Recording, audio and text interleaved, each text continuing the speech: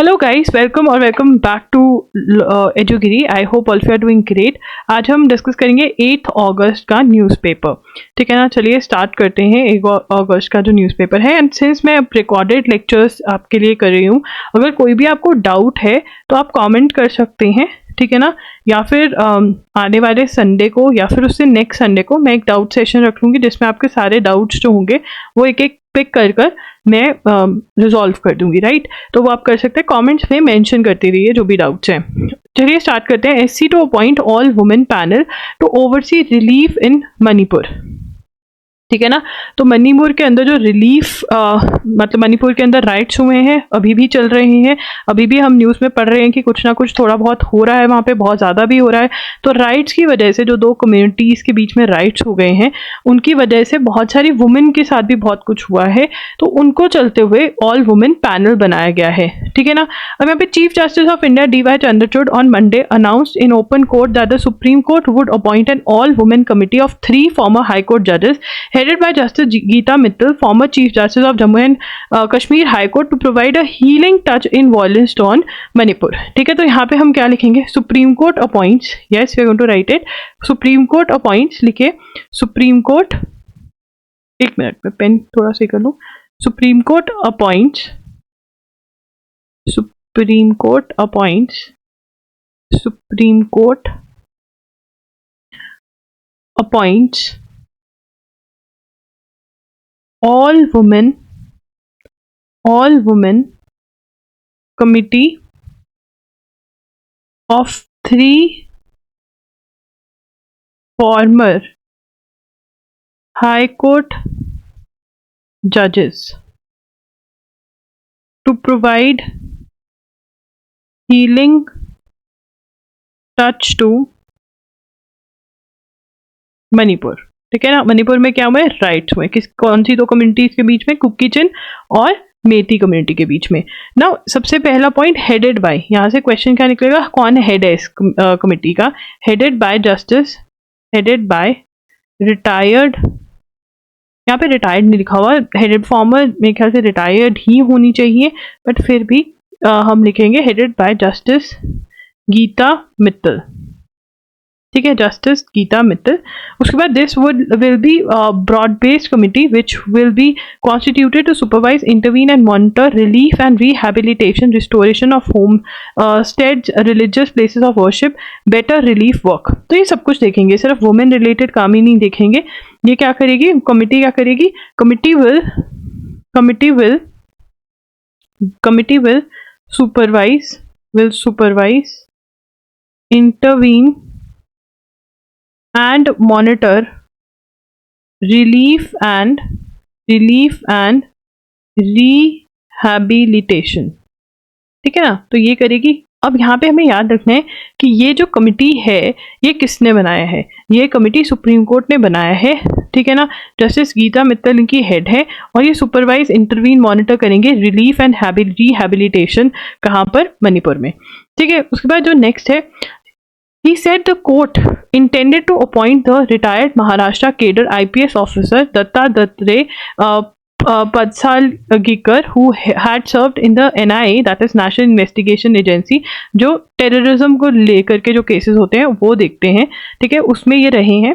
ठीक है, and in Nagaland to monitor the, ठीक है ना, क्या करेंगे ये? Monitor the overall investigation of case registered during the violence. ठीक है ना। अब यहाँ पे क्या पॉइंट करा है? यहाँ पे लिखेंगे retired IPS officer, retired, just a second, retired IPS officer, retired IPS officer Dattatreya Padsalgikar, he has been appointed as the Gikar। ठीक है, ये क्या करेंगे? मॉनिटर ओवरऑल इन्वेस्टिगेशन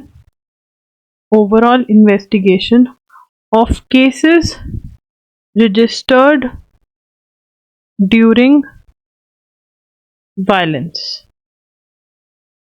ठीक है ना, जो केसेस रजिस्टर हुए हैं उनको देखेंगे। कौन देखेंगे? Who is the one? Dattatreya Padsalgikar, ठीक है ना, he is going to see investigation कैसी चल रही है, ओवरऑल मॉनिटर करेंगे इन्वेस्टिगेशन जितने भी केसेस रजिस्टर हुए हैं वायलेंस की ड्यूरिंग इन मणिपुर, ठीक है। तो यहाँ पर गीता मित्तल जो है, जो कमेटी है, वो क्या देखेगी, सुपरवाइज करेगी, इंटरवीन करेगी, रिलीफ, रिहैबिलिटेशन, लोगों के घर दोबारा से बनेंगे, प्लेसेस ऑफ वर्शिप रिवाइव करनी है, वो ये देखेंगी। और जो ये है वो इन्वेस्टिगेशन से रिलेटेड जो काम है वो देखेंगे, ठीक है। उसके बाद और भी हैं, over 6500 FIRs have been registered from May to July in Manipur, ठीक है। The Manipur government represented by solicitor general Tushar Mehta said it has transferred 11 FIRs concerning sexual violence committed against women including the Thobal sexual violence incident to CBI। तो sexual violence वाले जो cases हैं वो कौन investigate कर रहा है, CBI इन्वेस्टिगेट कर रही है, ठीक है। उसके बाद as of the other cases which would remain with the Manipur police, the state government said the it had formed 42 SITs। State government का कह रही है कि हमने स्पेशल इन्वेस्टिगेशन टीम्स बना दी हैं जो देखेंगी, ठीक है। अब इसके अंदर यहाँ पर it said it would direct director general of police from 6 states to name 6 officers of the rank of deputy inspector general to take charge of 6 SITs each and monitor, ठीक है। अब यहाँ पे ये हमें डिटेल में लिखना पड़ेगा कि क्या हुआ है। देखिए, cases related to sexual violence, cases related to sexual violence to be seen by CBI, other FIRs monitored by कौन देख रहा है, Manipur police, monitored by Manipur police, ठीक है। अब पुलिस तो यहाँ पर क्या कर रहा है, SITs have been formed, SITs have been formed, that is special investigation। यहाँ पे हमने देखा government said it had formed 42 special investigation teams, ठीक है ना, 42 SITs, that is special investigation teams have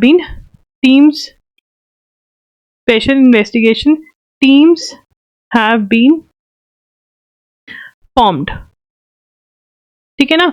अब ये स्पेशल इन्वेस्टिगेशन टीम्स जो हैं, अब इसके अंदर सुप्रीम कोर्ट क्या कर रहा है, supreme court has asked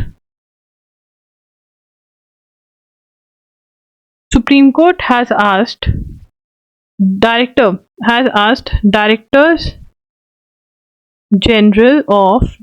general of police, that is DGP from 6 states to name 6 officers of the rank of DIG to take charge of 6 SITs each and monitor its work, ठीक है। DIG कौन होता है, deputy inspector general, deputy inspector general, ठीक है ना। तो ये 3 चीजें हुई हैं, ठीक है। In the case of 11 FIRs the court said it would order 5, in the case of 11 FIRs the court said it would order 5 officers of rank of deputy superintendent of police और superintendent of police from other states to be part of the CBI। अब इसके अंदर sexual violence वाले cases है, इसके अंदर इन्होंने क्या कहा है, asked in 11 FIRs related to sexual violence would order 5 officers of the rank of deputy superintendent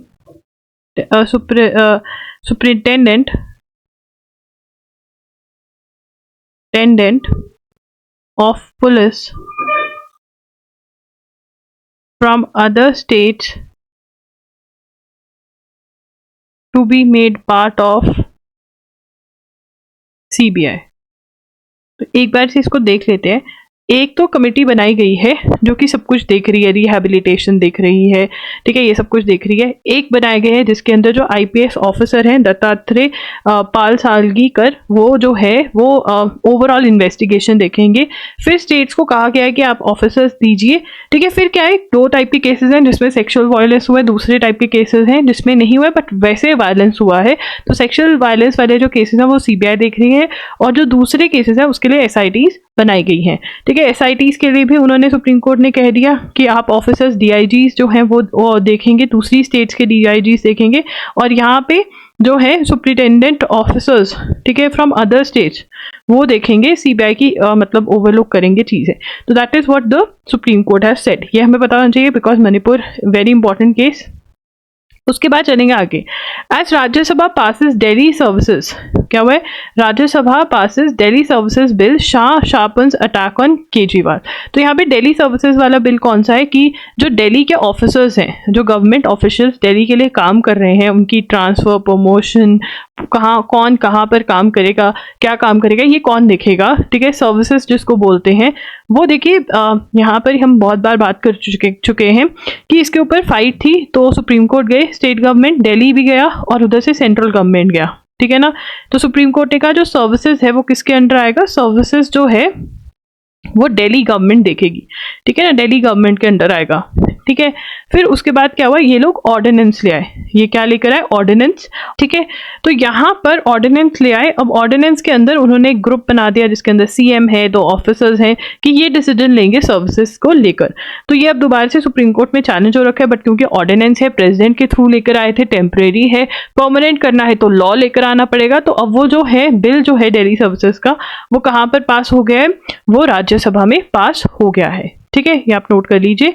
चलिए आगे चलते हैं, बात करते हैं पाकिस्तान के former prime minister Imran Khan की। तो इनको अरेस्ट कर लिया है, कन्विक्शन हो गई है इनकी। कन्विक्शन कौन से केस में हुई है, कन्विक्शन जो हुई है इनकी तोशाक खाना केस के अंदर हुई है, जिसके अंदर जो ऑफिशियल गिफ्ट्स मिले थे इनको जब ये प्राइम मिनिस्टर थे पाकिस्तान के, उनको इन्होंने सेल कर दिया, which is not right, corruption है ये। तो उसके अंदर इनकी अरेस्ट हो गई है और इनको सजा मिल गई। तो इसको पढ़ लेते हैं। For the second time in 3 months, Pakistan's former Prime Minister Imran Khan has been arrested, this time after a conviction in a case involving the misappropriation of official gifts meant for the Toshak Khana. ठीक है, इसके ऊपर हम notes बना चुके हैं, I think कल ही बनाए या एक दिन पहले बनाए, कल ही बनाए हैं, तो वो देख लीजिएगा। तो इसके अंदर हमें क्या, कौन सा केस का नाम, ठीक है, फॉर्मर मतलब पहले हुआ करते थे प्राइम मिनिस्टर, इनको हुआ है, ठीक है, इनको क्या कर लिया गया, अरेस्ट भी कराया है। कन्विक्शन का मतलब क्या होता है, proven guilty, that he has been proven guilty, कि हाँ इन्होंने ये ऑफेंस कमिट किया है, ठीक है। The latest conviction which carries a sentence of 3 years, sentence कितने सालों की है, 3 years की सेंटेंस है, ठीक है ना। नेक्स्ट अब क्या हो जाएगा, he is disqualified from parliament for the next 5 years and will not be able to stand for election polls due by November. वहाँ पे पाकिस्तान में इलेक्शन होने वाले हैं, तो ये तो नहीं खड़े हो पाएंगे। तो डिस्क्वालिफाइड, ये हमने कल भी लिखा था, disqualified from parliament from for next 5 years, ठीक है जी। उसके बाद the common factor is that all these arrest appear not so much. अब यहाँ पे वो कह रहे कि ये क्या कहने की कोशिश कर रहा है ऑर्डर, कि वहाँ पे पाकिस्तान में मिलिट्री जिसका जो दुश्मन बन जाता है ना, मिलिट्री उसको नहीं छोड़ती है। तो इसके अंदर it is not political rivalry, political दुश्मनी आपस में नहीं है जो इतना बड़ा रोल प्ले करती है। बट यहाँ पर अगर किसी की मिलिट्री के साथ नहीं बनती पाकिस्तान की, तो वो नहीं छोड़ते हैं किसी को भी। तो दैट इज वाई वो कह रहे हैं कि इमरान खान की मिलिट्री के साथ जो अनबन है उसकी वजह से this guy has been arrested, ठीक है। ये हम नोट्स बना चुके हैं ऑलरेडी, तो इसलिए मैं दोबारा नहीं बना रही हूँ, बट पॉइंटर्स मैंने आपको बता दी हैं। Digital personal data protection bill, ठीक है, बार बार पढ़ रहे हैं हम इसके बारे में। देखिए इसके जो इंपॉर्टेंट पॉइंटर्स हैं कि बोर्ड बनाया जाएगा, पनिशमेंट होगी अगर कोई ढंग से डाटा नहीं रखेगा। तो यहाँ पर एक क्रिटिसिज्म किया जा रहा है कि जो digital personal data protection bill है वो क्यों आया है, बेसिकली जो हमारा पर्सनल डाटा है उसकी प्रोटेक्शन के लिए आया है। बट यहाँ पे वो कह रहे हैं कि पर्सनल डाटा की प्रोटेक्शन नहीं हो रही है, ठीक है ना, जो ऑर्डर कह रहे हैं, ठीक है ना। वो कह रहे हैं कि ये तो लीगलाइज करें data mining rather than safeguarding. वो कह रहे हैं कि वो तो अलाउ करें कि हाँ डाटा का मिसयूज करो, ऐसा सा कुछ, ठीक है। अब यहाँ पे राइट टू प्राइवेसी की बात कब आई? जब KS पुट्टास्वामी वाले केस के अंदर सुप्रीम कोर्ट ने 2017 में कहा कि right to privacy is a fundamental right. बार बार पढ़ रहे हैं हम हर रोज, ये आपको अभी तक याद होना चाहिए। The right to information provides access to government documents to ensure transparency. अब देखिए राइट टू इन्फॉर्मेशन की बहुत ज्यादा बात हो रही है, तो RTI एक्ट जो है वो कब आया? 2005 में आया था। ठीक है, सबसे पहले तो ये आपको पता होना चाहिए RTI है क्या? Right to information, right to information. Now what is right to information? ठीक है ना, कि आप गवर्नमेंट से किसी भी चीज के बारे में कि ये ऑफिस के अंदर क्या चल रहा है उससे रिलेटेड आप इंफॉर्मेशन ले सकते हो। बट इसके अंदर कुछ चीजें हैं जो they are not within the purview of the RTI। ठीक है, they have been kept out of the purview, मतलब उसकी आप इंफॉर्मेशन नहीं मांग सकते हो। ठीक है, वो क्या चीजें हैं ये मैं पढ़ा देती हूँ। अब यहाँ पर ये है, देखिए यहाँ पर grants exemption, section 81J grants exemption, मतलब ये वाली इंफॉर्मेशन आप नहीं मांग सकते from disclosure if the information which relates to personal information sought has no relationship to any public activity or interest, or which would cause unwarranted invasion of the privacy of the individual unless a public information officer feels that larger public interest justifies disclosure। अब इसके अंदर क्या है कि अगर कोई personal information है, वो ऑफिसर की पर्सनल इंफॉर्मेशन है, ठीक है ना, तो आप वो नहीं मांग सकते हो अनलेस कि जो public interest, larger public interest में पब्लिक इंफॉर्मेशन ऑफिसर जो है वो कहे कि हाँ आपको शेयर करनी पड़ेगी। ठीक है, तो अब इसके अंदर ये कह रहे हैं सिर्फ ये has no relationship to any public activity और इंटरेस्ट, ये सिर्फ कर रहे हैं। और ये है जो आपका ऑफिसर है, पब्लिक ऑफिसर है, अगर वो कहे तो इन्फॉर्मेशन देनी पड़ेगी। देखिए अभी right now what is the law? Right now RTI का लॉ ये है कि अगर पर्सनल इंफॉर्मेशन है वो नहीं मिल सकती, बट अगर जो पर्सनल इंफॉर्मेशन है, ठीक है, वो कब मिल सकती है? अगर पब्लिक इंफॉर्मेशन ऑफिसर कहे कि हाँ ये देनी पड़ेगी, किसमें? लार्जर पब्लिक इंटरेस्ट में इंफॉर्मेशन देनी पड़ेगी। ठीक है ना, बट अब जो लॉ लेकर ये आ रहे हैं इसके अंदर ये वाला पार्ट ये वाला नहीं है, सिर्फ कहा है कि पर्सनल इंफॉर्मेशन नहीं मिलेगी, दैट्स इट। ठीक है, इवन कोई एक्सेप्शन नहीं है कि अच्छा अगर पब्लिक ऑफिसर ने बोल दिया तो देनी पड़ेगी, नहीं, देनी ही नहीं है। तो इसको बहुत ज्यादा क्रिटिसाइज किया जा रहा है RTI के इस सेक्शन को कि ये बहुत जरूरी था, इससे इंफॉर्मेशन पता चल जाती थी। फॉर एग्जाम्पल उनकी पर्सनल एसेट्स कितने हैं, कितनी प्रॉपर्टी है उनकी, तो वो कह रहे हैं कि ये नहीं पता चल जाएगा, तो अब इसको ये क्रिटिसाइज कर रहे हैं। ठीक है, इसके बारे में हम बहुत बार बात कर चुके हैं। अब यहाँ पे बात हो रही है डाटा प्रोटेक्शन बोर्ड की। ठीक है, अब इसमें कह रहे हैं oversight body will be under the boot of government as a chairperson and members are to be appointed by central government attempts to pass. वो कह रहे हैं कि जो डाटा प्रोटेक्शन बोर्ड है वो तो गवर्नमेंट के अंडर रहेगा, क्योंकि उसके जो चेयरपर्सन है वो गवर्नमेंट अपॉइंट करेगी। In Europe the general data protection regulation set a high standard for data protection. अब यहाँ से हमें सिर्फ ये याद रखना है कि देखिए यहाँ पे ये वाला नोट करेंगे सभी, तो जो डाटा प्रोटेक्शन बोर्ड है वो उसका चेयरमैन कौन? सबसे पहले तो इट इज एन ओवरसाइट। क्या है? ओवरसाइट बॉडी है, मतलब वो देखेगी कि ये जो लॉ है वो अच्छे से अप्लाई हो रहा है, कुछ भी उसमें अगर किसी को कोई इश्यूज हैं तो वो यहाँ पर ही आएंगे। ठीक है ना, जो कंपनी को कहा जा रहा है वो नहीं कर रही है तो कहाँ पर जाएगा? डाटा प्रिंसिपल के पास जाएगा, वो इंडिविजुअल या ऑर्गेनाइजेशन। ठीक है, ओवरसाइट बॉडी है। और इसके अंदर क्या है? गवर्नमेंट जो है, central government to appoint chairperson and members of the board. ठीक है ना, अब यहाँ पर ये एक और पॉइंट बात करें, यूरोप के अंदर जो डाटा प्रोटेक्शन बिल है उसका नाम क्या है? यूरोप का जो है GDPR है। ठीक है, क्या है? General data protection regulation. ठीक है ना, तो ये आ सकता है GDPR किसका बिल है? तो ये यूरोप का बिल है, इसकी फुल फॉर्म है जनरल डाटा प्रोटेक्शन रेगुलेशन। जब हम डाटा प्रोटेक्शन बिल की बात करते हैं उसका मतलब क्या है कि जो हमारा पर्सनल डाटा है, नाम, phone number, address, email ID, ये सब हमारे पर्सनल डाटा है जिससे हमारी आइडेंटिफिकेशन हो सकती है, वो मिसयूज ना हो जब हम ऑनलाइन सबमिट कर रहे हैं किसी को, है ना, तो उसका मिसयूज नहीं होना चाहिए। तो यहाँ पर बात हो रही है सुपर कंडक्टर की। ठीक है ना, अनलाइक मोस्ट अदर डेवलपमेंट्स, तो वो कह रहे हैं कि जो सुपर कंडक्टर है, ठीक है, सुपर कंडक्टर जिसमें से इलेक्ट्रिसिटी पास हो सकती है, ठीक है, वुड है उसमें से नहीं होती है, रबर में से नहीं होती है, मेटल में से होती है, दैट इज सुपर कंडक्टर। ठीक है ना, तो अब सुपर कह रहे हैं साउथ कोरिया के रिसर्चर्स को ठीक है ना, उनको एक ऐसा सुपर कंडक्टर मिल गया, they have found a material they call LK99 to be a super conductor at room temperature and ambient pressure. ठीक है ना, अब यहाँ पे हमें सिर्फ इतना पता होना चाहिए, साउथ कोरिया यहाँ पे लिखेंगे south Korea researchers south Korean researchers have found a material they called LK99 to be a superconductor at room temperature। Super conductor जिसमें से इलेक्ट्रिसिटी पास हो सकती है और वो रूम टेम्परेचर पे अलाउ करता है। इस मटेरियल को क्या नाम दिया, LK99। किसने कौन ढूंढा है ये मटेरियल, साउथ कोरियन रिसर्चर्स को।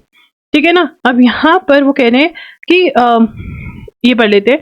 अब वो कह रहे हैं कि application that are impossible they can transport electric current with zero loss. कुछ लॉस भी नहीं हो रहा और इलेक्ट्रिक करंट पास हो रहा है, वो बहुत ही बेटर चीज़ रहती है।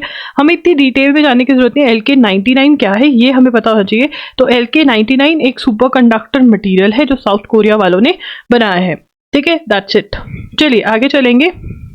अब यहाँ पर एडिटोरियल है जिसके अंदर बात कर रहे हैं दोबारा से किसके बारे में, KS जेम्स के बारे में। देखिए KS जेम्स के बारे में हमने बहुत ज़्यादा ही बात करी है। KS जेम्स कौन है, ये डायरेक्टर थे international institute of population studies के। ठीक है, international institute of population studies क्या करती है, ये मुंबई के अंदर है और ये डिफरेंट सर्वेज जो है इंडिया के ये कंडक्ट करवाती है। ठीक है ना, तो अब जो KS जेम्स है उनको रिमूव कर दिया गया ये कह करके कि रिक्रूटमेंट जो प्रैक्टिसेस है ना उसके अंदर कुछ दिक्कत है। ठीक है, और वो हमें अगर इनको रिमूव करके हम वो चेक करेंगे तभी हमें पता चलेगा क्या प्रॉब्लम है क्या नहीं। बट जो ऑथर्स हैं, डिफरेंट ऑथर्स हैं जो आर्टिकल्स लिख रहे हैं वो कह रहे हैं ऐसा नहीं है, इनको रिमूव किया गया है क्योंकि गवर्नमेंट जो ये सर्वे जो आए हैं उसके अंदर government is not happy with the kind of results they have shown. मतलब गवर्नमेंट को प्रॉब्लम है जो इन्होंने बताया है वो ये कह रहे हैं। हमें क्या पता होना चाहिए, IIPS का फुल फॉर्म क्या है, IIPS है कहाँ पर, ये मैंने आपको पहले भी लिखवाया, अगर नहीं लिखा तो ये लिख लीजिए। ये क्या कंडक्ट करता है, सबसे पहली बात तो ये ministry of health and family welfare के अंदर आता है और चौथी बात ये सर्वे कंडक्ट करता है। सबसे इंपॉर्टेंट सर्वे कौन सा है, नेशनल फैमिली हेल्थ सर्वे जो है वो ये कंडक्ट करता है। ठीक है, अब ये कह रहे हैं कि जो सर्वेस हुए उसके अंदर ये बताया गया कि इंडिया के अंदर अनीमिक लोग जो हैं वो ज़्यादा हैं। ठीक है ना, वो कहते हैं कि इंडिया क्योंकि थर्ड लार्जेस्ट इकोनॉमी बनना चाहता है उसमें अगर ऐसे लोग रह रहे हैं तो वो इंडिया की इमेज के लिए अच्छा नहीं है। ठीक है, तो वो सारी चीज़ें बता रहे हैं कि इनको रिमूव करने का वजह ये नहीं कि रिक्रूटमेंट में दिक्कत है, ये हो सकता है कि जो गवर्नमेंट जैसा सर्वे चाह रही थी वैसा नहीं आया।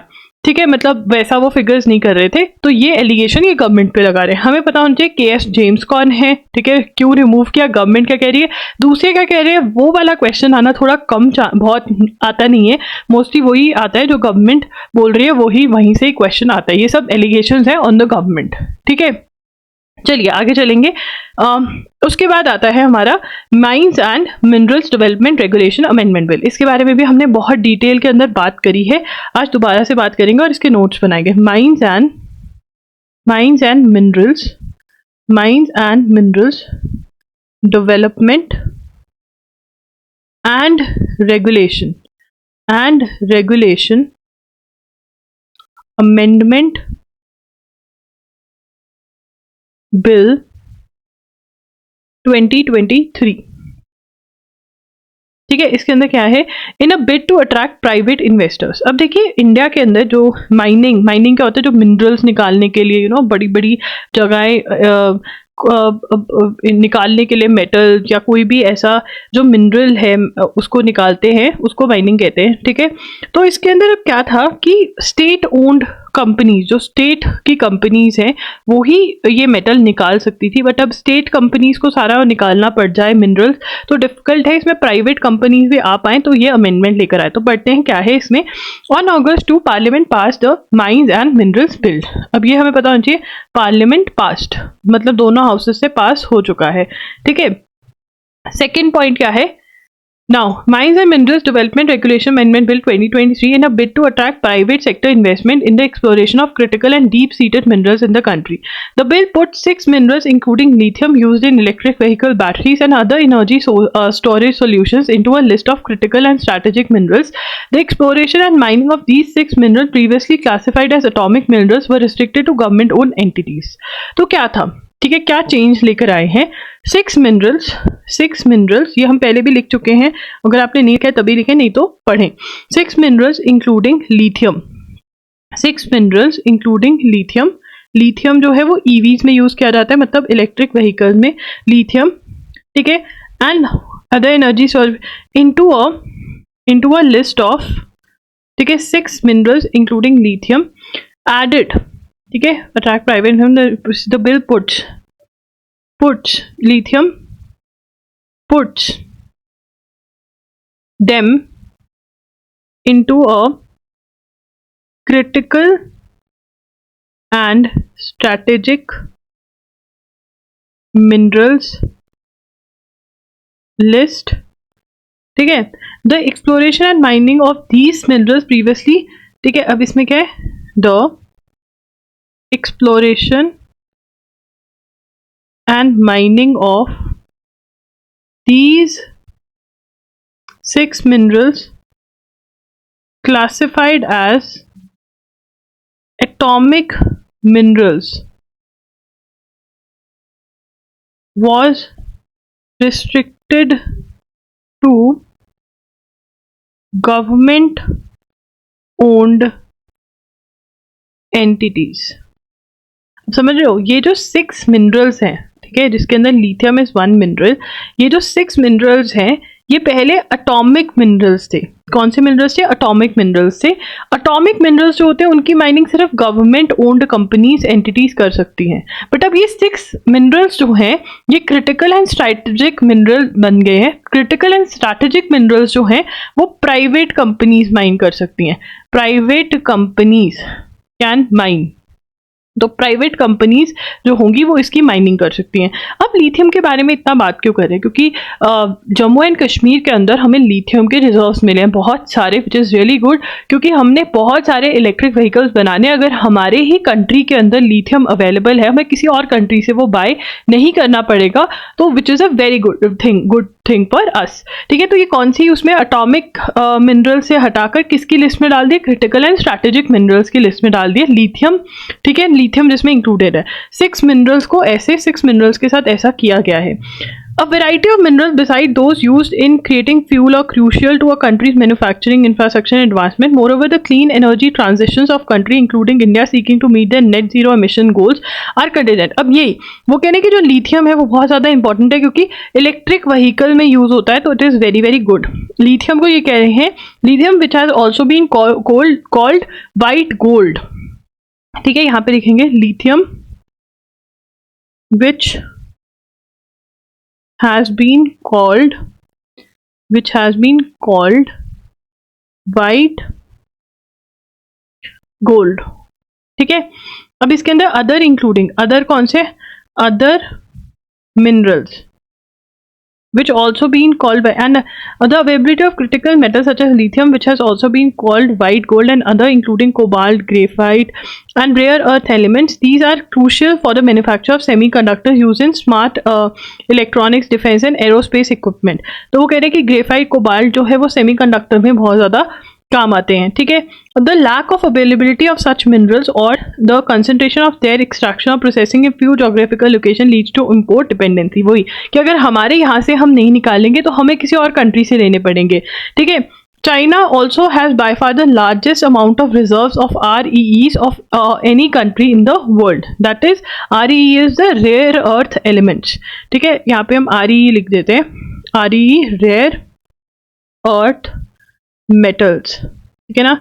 अब यहाँ पे हम लिख लेते हैं China has the largest amount of reserves of REE. ठीक है, अब इसके बाद यहाँ पे आगे चलेंगे. Centre for social and economic progress. ठीक है, इन्होंने क्या बोला है? देखिए, the mines and minerals is India mining policy conducive to private participation, मतलब प्राइवेट कंपनीज का पार्टिसिपेट कर सकते हैं माइनिंग में। The mines and minerals development and regulation act 1957, ये इंपॉर्टेंट है, ये लिखेंगे। Mines and minerals development and regulation act 1957 का है ये। दिस इज वेरी इंपॉर्टेंट, 1957 का एक्ट है, एक्ट का पूरा नाम हमें पता होना चाहिए, ठीक है। अब यहाँ पे ये क्या है, primary legislation governing mining in the country. Primary legislation governing mining in the country, ठीक है। Has been amended several times, ठीक है। अब यहाँ पर बहुत चीज़ें जो हैं इन्होंने बार बार वो ऐड करी हैं। 2015 में फाइनली क्या हुआ, was amended to allow private companies, यहाँ पे ये नोट कर लेंगे। In 2015 amended act was amended to allow private companies to participate in government auctions for mining leases and composite licenses, ठीक है ना। तो मतलब यहाँ पर however due to evidence of mineral content rule only government export projects were auctioned, ठीक है ना। गवर्नमेंट एक्सपोर्ट, जो गवर्नमेंट कहती थी हाँ यहाँ पर कुछ है, वही वाले ऑक्शन हो रहे थे। ऑक्शन मतलब बोली लगती है कि अच्छा हम आपको इतना पैसे देंगे, हम आपको इतना देंगे, जो सबसे ज़्यादा पैसा देता है उसको कहते हैं हाँ ठीक है तुम ले लो, ठीक है, ऐसा करते हैं लोग। तो यहाँ पर एक्सप्लोरेशन के डिफरेंट स्टेजेस हैं, मैं एक बार पढ़ा देती हूँ, ये हमें याद नहीं करने हैं, we don't have to learn them, but हमें पता होना चाहिए, ठीक है ना। एक मिनट मैं आपको एक्सप्लोरेशन के स्टेजेस दिखा दूँ एक बारी, just a second. The ministry exploration, yes ये रहा। देखिए, the stages of exploration are divided as per united nations framework for classification of resources, reconnaissance that is mapping, कि हाँ यहाँ पर है या यहाँ पर हो सकता है, prospecting, general exploration, detailed exploration, ये स्टेजेस है, हमें ये याद नहीं करने हैं, बट हाँ मतलब ये आपको पता होना चाहिए कि ये होते हैं, ठीक है ना। तो यहाँ पर ऑक्शनिंग अलाउ करी गई 2015 में, प्राइवेट कंपनीज के लिए ओपन किया गया माइनिंग का world. How does mines and minerals bill 2023 aim to encourage private players. अब ये कह रहे हैं कि ये जो एटॉमिक वाली लिस्ट में से डालकर स्ट्रैटेजिक में डालें, क्रिटिकल एंड स्ट्रैटेजिक में डालें, इससे क्या फ़र्क पड़ता है। Firstly the bill omits at least 6 previously mentioned atomic minerals from a list of 12 which cannot be commercially mined. Being on the atomic list, the exploration and mining of 6 lithium, beryllium, ये जो minerals हैं was previously reserve for government entities. तो अब यहाँ से हमें पता चला है कि कौन से हैं वो 6, ठीक है ना। 6 जो हैं, 6 मिनरल्स कौन से हैं जो अब प्राइवेट कंपनीज भी निकाल सकती हैं, माइन कर सकती हैं। वो कौन से हैं 6 मिनरल्स। सबसे पहले है लिथियम, जो हमने पढ़ लिया, लिथियम, ठीक है, बेरिलियम, ठीक है, third is niobium, fourth is titanium, fifth is tantalum and sixth is zirconium, sorry for the burp, ठीक है ना। तो ये इंपॉर्टेंट है, यहाँ से क्वेश्चन बन सकता है कि कौन से मिनरल्स हैं जिनको एक लिस्ट पे से उठाकर दूसरी लिस्ट में डाल दिए और अब वो प्राइवेट कंपनीज भी उनको माइनिंग कर सकती है उनकी, ठीक है। Secondly, the act prohibits pitting, trenching, drilling and subsurface excavation as part of reconnaissance which included mapping and service, ठीक है। Reconnaissance is mapping and service. अब इसके अंदर for a period of the exploration license for a period of 5 years extended by 2 years will be granted by state government. ये important है, second point लिखेंगे, ठीक है। हमने ये स्टार्टिंग में लिख लिया था कि इसका क्या है, वो 6 मिनरल्स कौन से हैं वो हमने लिख लिया। यहाँ पर हमने लिख लिया कि क्रिटिकल एंड स्ट्रैटेजिक मिनरल्स की लिस्ट में डालें 6 मिनरल्स। वो 6 मिनरल्स कौन से हैं, वो 6 मिनरल्स ये हैं, ठीक है। दूसरी जो चीज़ हमें नोट करनी है वो है exploration licence. Exploration licence exploration license EL for a period of 5 years extendable by 2 years will be granted by the state government by way of competitive bidding। अब यार यहाँ से क्वेश्चन क्या बन सकता है, कितनी ईयर्स के लिए दिया जाएगा? एक्सप्लोरेशन लाइसेंस जो है वो कितने सालों के लिए दिया जाएगा? 5 ईयर्स के लिए, एक्सटेंड कर सकते हैं 2 ईयर्स से। कौन देगा? State government. ये क्वेश्चन बन सकता है, ठीक है। It also specifies the maximum area for exploration activities in up to 1000 square kilometre will be allowed under single exploration licence. ये भी लिख सकते हैं। यहाँ से क्वेश्चन बनना थोड़ा डिफिकल्ट है, ऊपर वाले से बनना थोड़ा एक्सपेक्टेड सा है, ठीक है। यहाँ पे लिख सकते हैं maximum area for exploration activities in up to 1000 square kilometer allowed under single exploration license, ठीक है। It also says that licensee will be allowed to retain up to 25% of originally authorized area after the first 3 years after submitting a report to the state government stating reasons for retention of the area. While most auctions are reserved for the state government in the act, the bill also reserves the conduct of auctions for composite license and mining lease for specified critical and strategic minerals for the central government. अब ये वाला point हमारा last वाले में है, ठीक है। Most auctions are reserved for state governments in the act. The bill also reserves the conduct of auctions for composite license and mining lease for specified critical and strategic minerals for central government।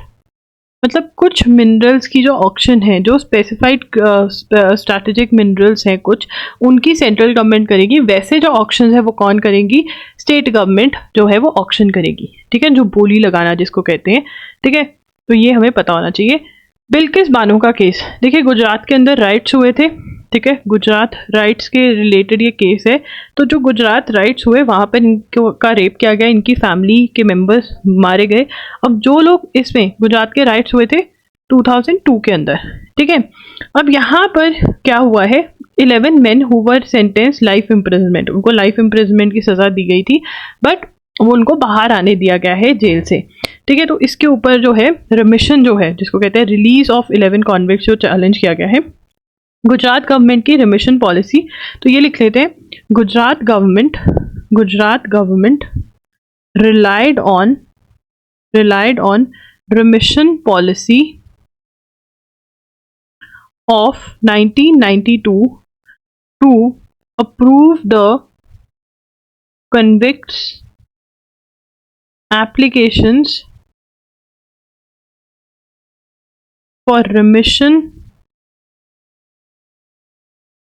of the sentence and not 2014। अब देखिए मैं इसका पूरा आपको समझा देती हूँ, इन्होंने तो सिर्फ एक छोटा सा पैराग्राफ दे दिया है, ठीक है।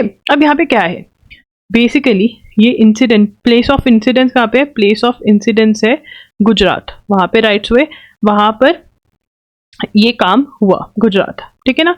बट प्लेस ऑफ ट्रायल जो है वो है महाराष्ट्र। ये आपको नोट करने की जरूरत नहीं है, मैं आपको सिर्फ समझा रही हूँ, ठीक है। अब ट्रायल हुआ, महाराष्ट्र ने दिया, महाराष्ट्र ने कहा कि हाँ गिल्टी है, मतलब कन्विक्शन हो गई, प्रूवन गिल्टी, कन्विक्शन हो गई इनकी, ठीक है। लाइफ इम्प्रिजनमेंट की सजा हो गई, गिल्टी, प्रूवन गिल्टी, ठीक है, कन्विक्शन हो गई इनकी। अब क्या हुआ, रिमिशन की बात है कि बाहर आ सकते हैं, माफ कर सकते हैं, पॉलिसीज होती हैं गवर्नमेंट की, ठीक है। तो गुजरात गवर्नमेंट होती है, बाई चांस सुप्रीम कोर्ट पहुंचे वो किसी कारण की वजह से, और उसके अंदर सुप्रीम कोर्ट से ही पूछा कि बताइए आपको कौन सी रेमिशन पॉलिसी जो है वो एप्लीकेबल होगी, क्योंकि एक हमारी 1992 की रेमिशन पॉलिसी है, एक 2014 की है। 1992 की पॉलिसी के अंदर मे बी मतलब अलाउड ही होगा। वो कह रहे हैं कि हमारी जो पॉलिसीज हैं वो अलग हैं, जिसके अंदर रेप वाले और जो मर्डर वाले हैं उनको हम कैटेगरीज होते हैं कि ये वाली है तो ये निकल सकते हैं, ये वाले नहीं निकल सकते बाहर। तो 1992 की पॉलिसी में अलाउड था। तो 1992 की पॉलिसी क्यों अप्लाई करी, क्योंकि डेट ऑफ कन्विक्शन पर, जब इनकी कन्विक्शन हुई है, डेट ऑफ कन्विक्शन पर दिस पॉलिसी वाज एप्लीकेबल, और सुप्रीम कोर्ट ने कहा कौन सी पॉलिसी डेट ऑफ कन्विक्शन पे एप्लीकेबल है वो ही पॉलिसी लागू होगी।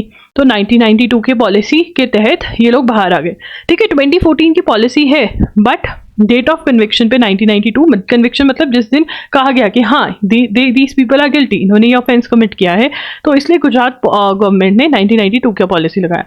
देखिए मैं किसी की साइड नहीं ले रही हूँ, I am just telling you the fact. अब सुप्रीम कोर्ट डिसाइड करेगा कि ये सही हुआ है, गलत हुआ है, क्या हुआ है क्या नहीं, ठीक है। चलिए आगे चलते हैं। एमिड concerns Lok Sabha passes digital personal data protection bill.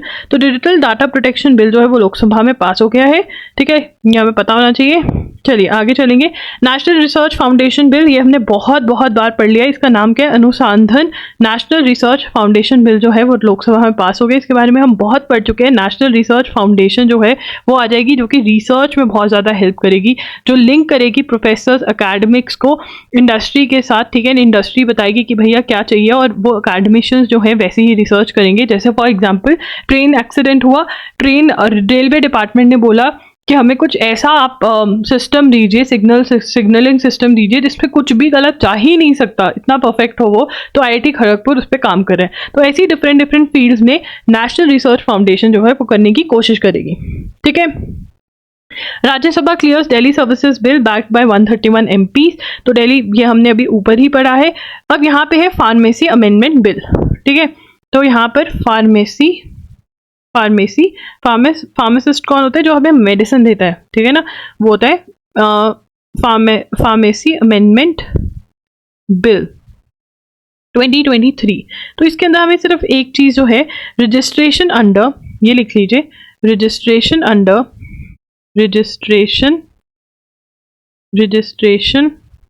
Under pharmacy act 1948 is mandatory to practice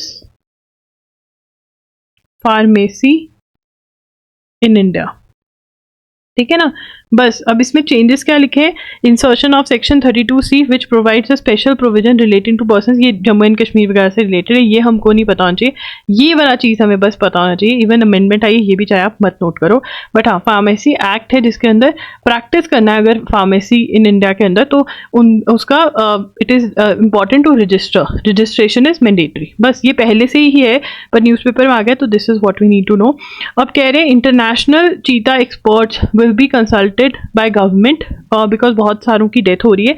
तो ये क्या है, ठीक है, अगर आपने ये नहीं नोट किया है, चीता रीलोकेशन प्रोग्राम चल रहा है, चीता रीलोकेशन प्रोग्राम चल रहा है, ठीक है ना, जहां पर इंडिया जो है नमीबिया से,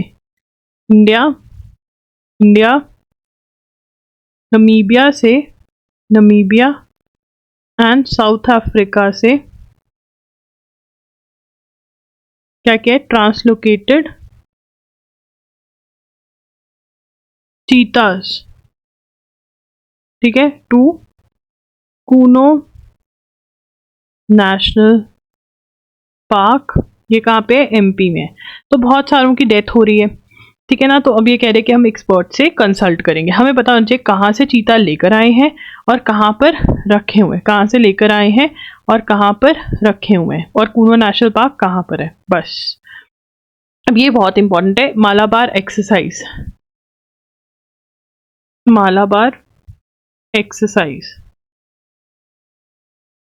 31st edition of Malabar bilateral exercise. तो यहाँ से क्या इंपॉर्टेंट है कि 31st, क्या इंपॉर्टेंट है 31st, ठीक है 31st एडिशन है, ये इंपॉर्टेंट है। सेकेंड पॉइंट इज इंक्लूड्स, ठीक है includes India Australia, Japan and US. कहाँ पे होगी? Held of Sydney, simple, held of Sydney का लिखना है, सिडनी में हो रही है, ठीक है सिडनी कहाँ पर है, कहाँ पर हो रही है? सिडनी में हो रही है, दिस इज इम्पॉर्टेंट। उसके में कौन कौन है? इंडिया, ऑस्ट्रेलिया, जापान और यूएस। क्या बन गया ये? क्वाड नेशंस बन गए, क्वाड नेशंस बन गए। क्वाड में कौन कौन है? इंटरनेशनल ग्रुपिंग है क्वाड, कौन कौन है उसमें? India, US, Australia, Japan, right. अब यहाँ पर as Australia host the world games for the first time this year, Australia has also invited India for the sea power conference. क्या और यहाँ पे ये नेक्स्ट हम लिखेंगे लेट से सी पावर कॉन्फ्रेंस, ठीक है ना। तो क्या किया यहाँ पर? Australia has invited India, Australia has invited India for sea power conference, ठीक है। विल बी फॉलोड बाय, अब यहाँ पे सबसे पहले Malabar 31st edition of Malabar exercise हो रहा है, सी पावर कॉन्फ्रेंस हो रही है, और थर्ड क्या हो रहा है? ऑस इंडेक्स, ठीक है ना। ऑस इंडेक्स क्या है? AUSINDEX is India and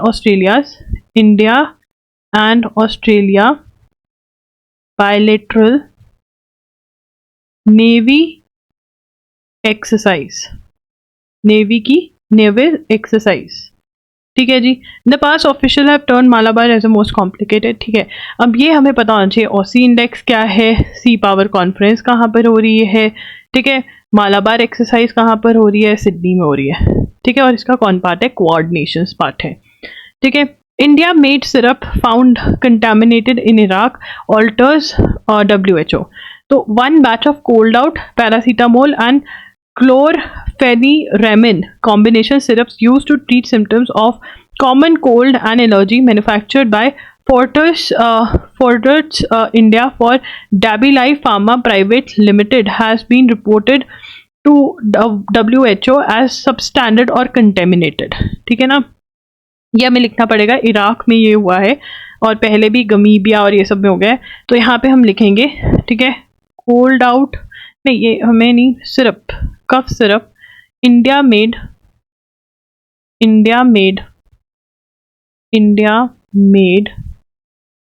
cough syrup found contaminated in Iraq, ठीक है। अब इसके अंदर क्या है? Manufactured by, not for, manufactured by Fortis, एक minute, Fortis India for Debi pharma private limited, ठीक है। कंटामिनेटेड है, उसके अंदर क्या है? Sample found contain unacceptable amounts of diethylene glycol and ethylene glycol, ठीक है। तो ये कहाँ पर हुआ है? इराक में, ठीक है। चलिए आगे चलेंगे।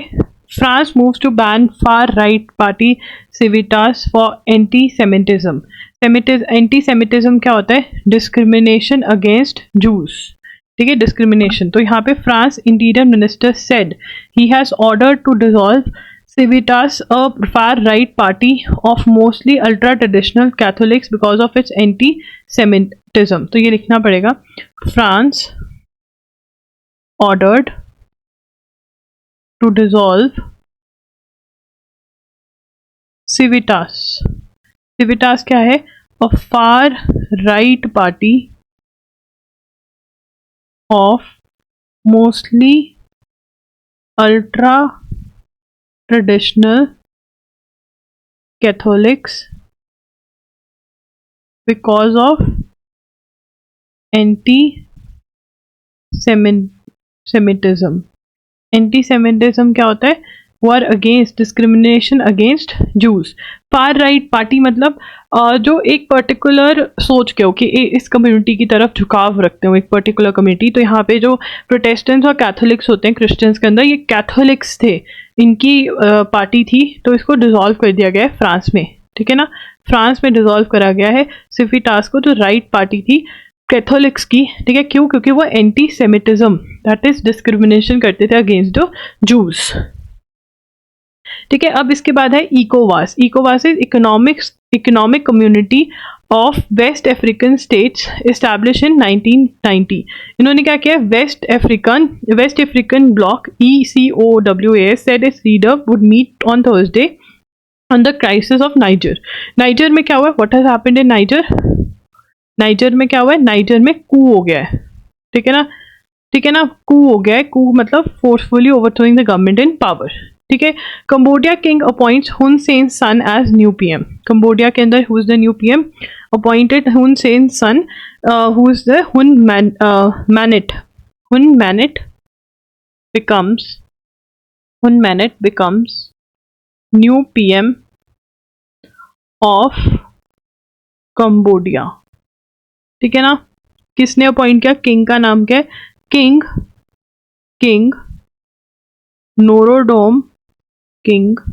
नोरोडोम सिहामुनी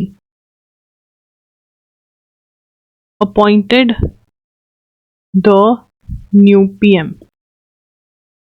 ठीक है. अब यहाँ पे हुन मुनट क्या है? हुन MANET, not मुनट, MANET. Hun MANET son of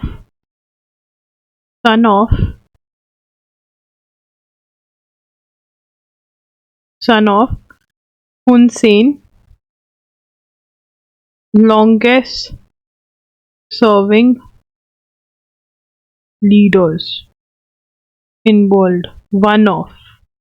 ठीक है ना. तो ये उनका ही बेटा है. तो इनके बारे में भी हमने बहुत बार बात कर ली. Nawaz will be the next PM of Pakistan. ये भी डिसाइड नहीं हुआ. इनके ऊपर जो करप्शन केसेस, बहुत सारे रूल्स जो हैं इनके लिए चेंज करे गए हैं पाकिस्तान के अंदर, so that he can contest the elections. ठीक है. तो क्या हुआ था? Nawaz Sharif will be Pakistan next PM. किसने बोला है? जो प्रेजेंट PM है शहबाज शरीफ और ये शरीफ कैसे रिलेटेड है? They are brothers. ठीक है ना. तो भाई ने क्या करा? उसने रूल्स चेंज कर दिए, लॉ ही चेंज कर दिया कंट्री का. नवाज जो है, ये वाले नवाज शरीफ जो है, he has been in self-exposed exile in UK since November 2019. He was convicted in corruption case in 2018. ठीक है, इम्प्रिजनमेंट हो गई थी और फिर UK चले गए थे. अब उन्होंने कह दिया जो मतलब लड़ सकते हैं, रूल्स चेंज करे हैं कि इवन अगर कन्विक्शन हो गया तब भी आप यू कैन फाइट इलेक्शंस. तो he will be back and he will fight elections.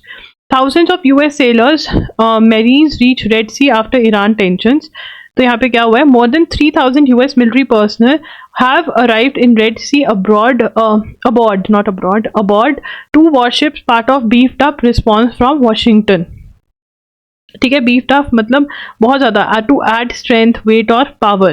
ठीक है ना. अब यहाँ पर Washington after tanker seizures by Iran. तो ईरान क्या कर रहा है? टैंकर सीज कर रहा है. ठीक है ना. The deployment adds to growing US military buildup in tense Gulf waterways vital to the global oil trade. तो ये जो गल्फ वाटरवेज हैं दे आर वेरी इंपॉर्टेंट, क्योंकि यहाँ से ऑयल टैंकर्स निकलते हैं और जो ईरान है वो टैंकर को सीज कर लेता है. तो US की जो मिलिट्री जो नेवी है वो वहाँ पे पहुँच चुकी है. मिलिट्री पर्सनल्स जो है वो पहुँच चुके हैं. The US military says Iran has seized or attempted to control of 20 internationally flag ships in the region over the past 2 years. The US sailors and Marines entered the Red Sea on Sunday after transiting through the Suez Canal in a pre-announced deployment. ठीक है. अब यहाँ पर Gulf waterways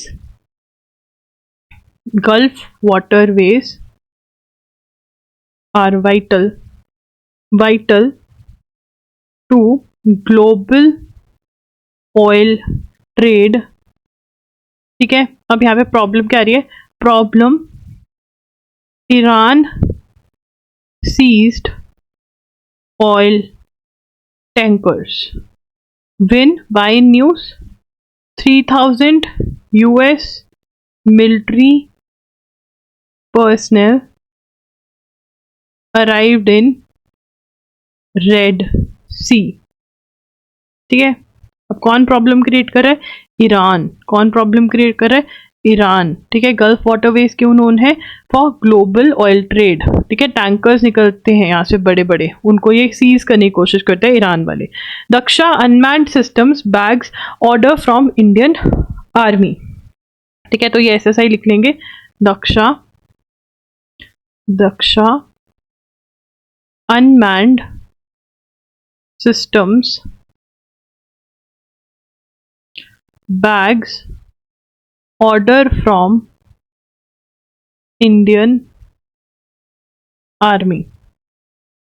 किसने order लिए? दक्षा ने। किससे लिए? इंडियन आर्मी से। किसके लिए? UAVs के लिए, अनमैन्ड एरियल व्हीकल्स के लिए, जो ऐसे से होते हैं। ठीक है ना। अब यहाँ पे ये कौन fertiliser maker Coromandel international subsidy है, ये लिख लेते हैं, fertiliser maker Coromandel international's subsidy Daksha unmanned systems, DUS, इसके यहाँ पे भी DUS लिख लेते हैं। ठीक है, which manufacturers drones has bagged an order supply, bagged order supply, order to supply 200 medium altitude logistics drones and accessories to Indian Army। ठीक है, firm also bagged contract for 400 agri spraying drones। ठीक है, from agri inputs cooperative IFCO।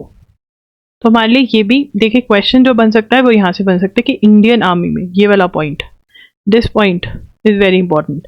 Indian army ने logistic मतलब सामान इधर उधर करने के लिए UAVs के अनमैन्ड एरियल व्हीकल्स होते हैं जिसमें रिमोट कंट्रोल होता है और सामान लेके जा सकें। फूड पार्क्स, तो UAE ने बोला था, UAE that is United Arab Emirates which promise $2 billion investment in food park in India. UAE promised to invest $2 billion in food parks in India। ये कहाँ पे बोला था? I2U2 में। ठीक है, at I2U2 India, Israel, UAE, USA summit in 2022 yet to deliver, मतलब अभी नहीं हुआ पाया। क्यों नहीं हो पाया? Why? UAE raising concerns about India's essential commodities act. Food parks क्या है, क्यों लेकर आ रहे हैं food parks? What is the need of having food parks? Food parks लेकर आ रहे हैं security, food security in West and South Asia में। ठीक है, फूड सिक्योरिटी, कि फूड की कमी ना हो जाए, क्योंकि आने वाले टाइम में कहा जा रहा है कि जैसे क्लाइमेट चेंज हो रहा है, बहुत ज़्यादा पानी, बहुत ज़्यादा रेन हो जाती है, फ्लड्स आ जाते हैं, रेन नहीं होती है, ड्रॉट आ जाता है, सूखा पड़ जाता है, तो ये क्रॉप्स को इफेक्ट करता है। बहुत ज़्यादा गर्मी पड़ रही है तब भी क्रॉप इफेक्ट होती है, बहुत ज़्यादा सर्दी पड़ रही है तब भी। तो यहाँ पे फूड सिक्योरिटी के लिए हेल्प करेगा ये, food security in West and South Asia. ठीक है ना, इसके लिए ये हेल्प करेगा। ओके, तो ये पार्क सेट होने थे, UAE ने सेट करने थे, अभी तक नहीं हुए। क्यों? क्योंकि UAE का कंसर्न है, has been raising concerns about India's essential commodities act. ठीक है ना, as three of the identified crops, that is onions, rice, bananas, are covered under the act. ठीक है, अब तुमको क्या फर्क पड़ता है उससे? Export curbs can be imposed, ठीक है ना, export curbs can be imposed, ठीक है ना, कि एक्सपोर्ट बाहर नहीं भेज सकते भाई, कम हो गए हैं। तो यूएई कहती है इससे हमें फायदा, हमें बहुत नुकसान हो सकता है। On such if there are fears of domestic shortage, the UAE's concerns are the uncertainty could hurt the prospects of the proposal, ठीक है ना। तो यहाँ पर export curbs can be imposed if shortage in country, ठीक है ना।